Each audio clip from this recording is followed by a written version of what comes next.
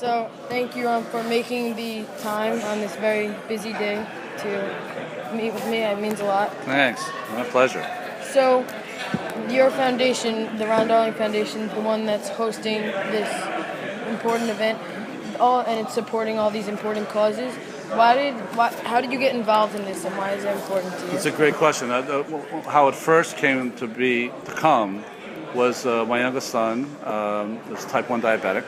And when we found out, we just wanted to try to do something for type 1 diabetics. So that's how the foundation started.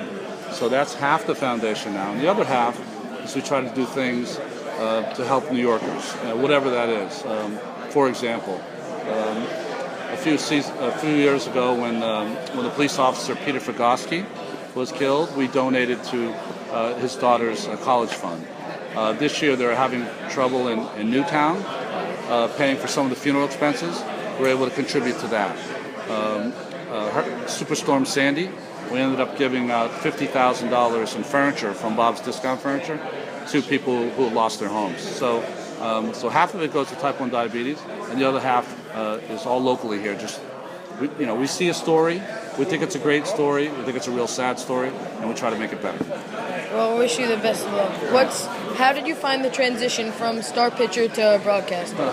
Well, at the end, I wasn't a star pitcher, so it was really easy. I was a really star pitcher and then not much of a star pitcher, so it made the transition easier. Broadcasting? I don't know. I think that I get asked this all the time, like how to be a broadcaster or how do you figure it out. I think that you work hard, make sure you're yourself, and then the fans let you know if they like you or not. Because when the heat's on and things get really nervous in the booth and the pressure's on, if you're not yourself, you're trying to pretend to be someone else, then you'll probably screw up. If you're yourself and true, then the truth will come out. Okay, now there have been rumors swirling around that you might replace Tim McCarver at Fox. If you chose to follow that path, do you think you'd still be able to work with the Mets like Tim McCarver did for some time? Yeah, a great question. I think that I don't think there's a me broadcaster if there wasn't a Tim McCarver. That's how much I think about him. He's just one of the, he revolutionized what I do. That being said, I'm with Turner, I'm with SNY, I'm with Major League Baseball. So I think that I've heard those rumors, and I know some people want me to pursue that. I think it's Tim McCarver's job, and if it ever comes my way after he's not doing it, then I'll be open to it. But to me, it's his lifetime job. It's like a Supreme Court justice. He decides when he wants to leave. When I'm watching you on TV, it always seems like you're a step or two ahead of all the managers and coaches. Have you ever considered leaving the booth and going back into the dugout to manage?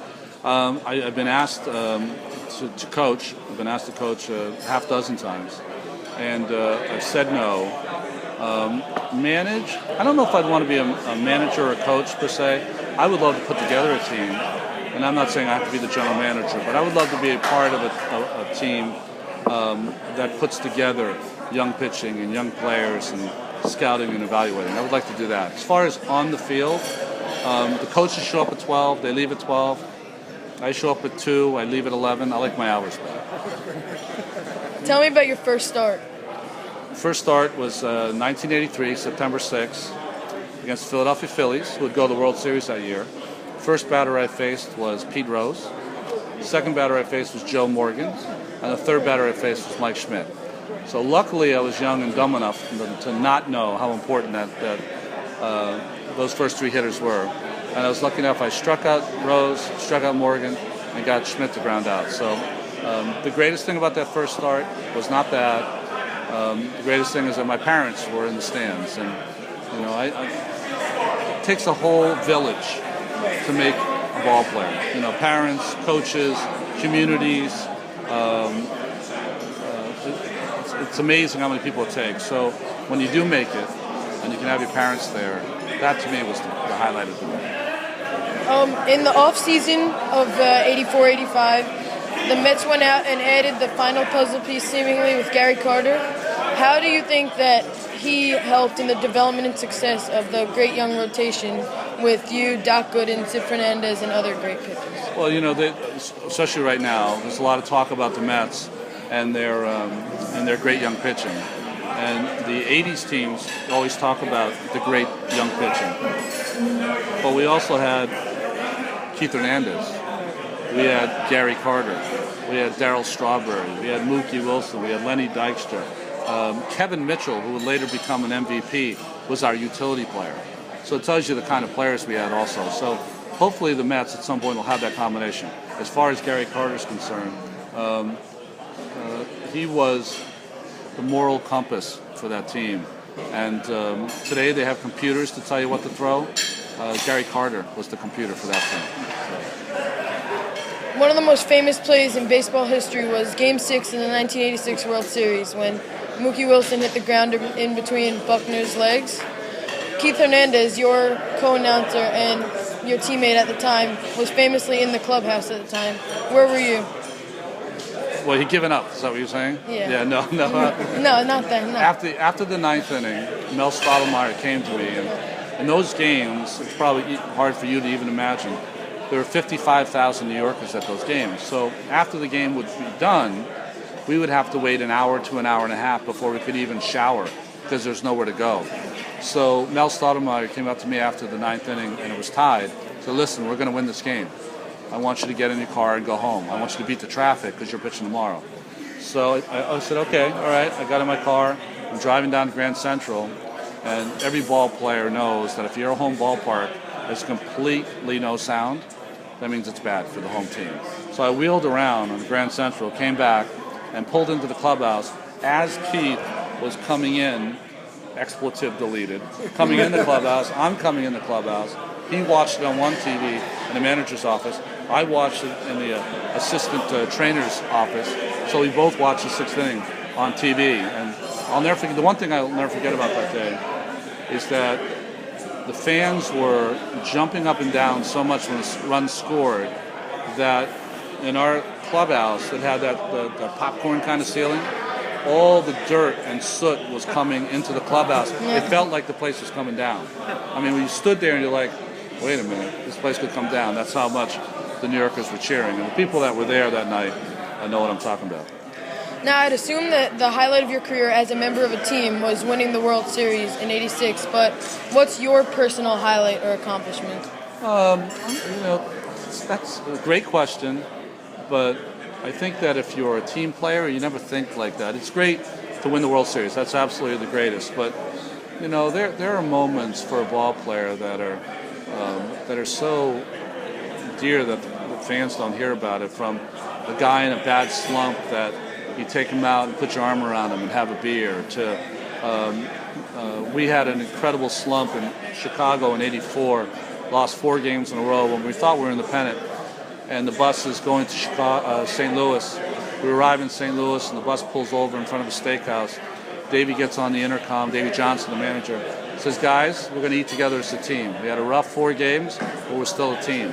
We all got out, and some red meat and wine solved everything. So, it's those kind of moments that make a ball player's life, especially when you're on a winning team. Now, who was your favorite manager of your career? Favorite manager is Davey Johnson, but I played for Tony La Russa too, and Davey was my favorite because when I was in the minor leagues, Davey was my manager, and he came up to me and said, listen, you're going to be great. You're going to be a big part of the success we're going to have.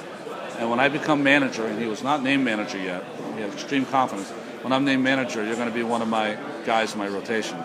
So he gave me the confidence to feel like I was going to be a great player someday. And then Tony La Russa is probably the smartest guy I ever played for.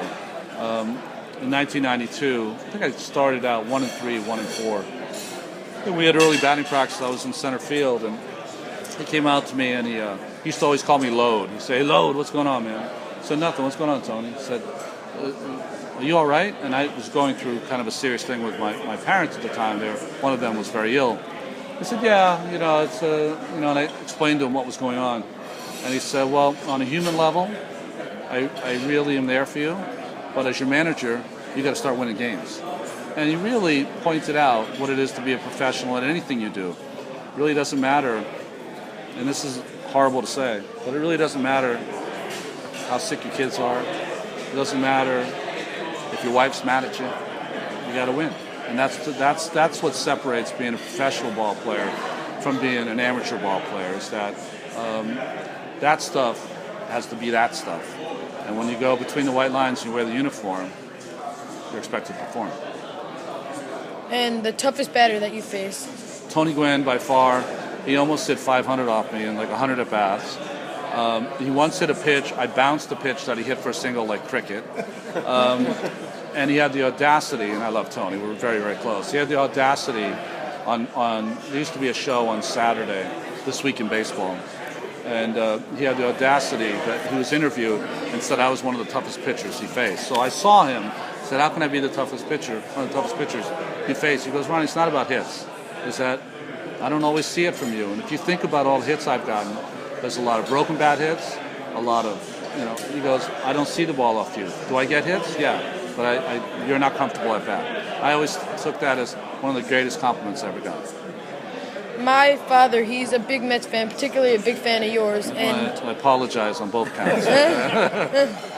And he told me that you can complete the Sunday New York Times crossword in a half hour. Is that true or an urban legend? It depends. It's not an urban legend, but it never takes me more than an hour. But your dad would know if he's a crossword puzzle guy. It's not the Sunday puzzle that's tough. It's the Saturday puzzle. So the Saturday puzzle, you show me as someone who can finish the Saturday puzzle in a half hour, then you really have a crossword guy. All right. Thank you for making the time today. Listen, so good, so great, and don't you ever try to take my job. Thank you.